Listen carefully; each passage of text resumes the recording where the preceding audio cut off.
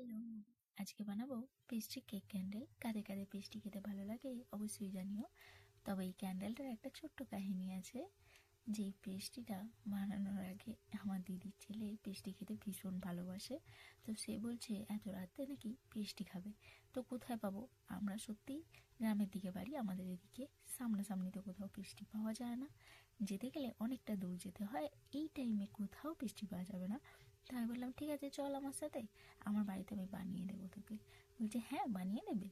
তারপর এটা যখন বানানো স্টার্ট করি সে বলছে আরে দৌড়, এটা তো ক্যান্ডেল, এটা আমি কি খেতে পারবো? আমি বলছি এটাই দেখে নে না, দেখে দেখে মন পুষিয়ে নিবি, তাহলে খেতেও হবে না, অথচ মনও খারাপ হবে না। বলছে হ্যাঁ ঠিকই। বলে তো সেই পেস্ট্রি ক্যান্ডেলটা নিয়ে চলে গেছে তার কাছে। তোমাদের কেমন লেগেছে অবশ্যই কিন্তু জানিও। তার কিন্তু ভীষণ ভালো লেগেছে, তা আবার রেড ভেলভেট পেস্ট্রি ক্যান্ডেল।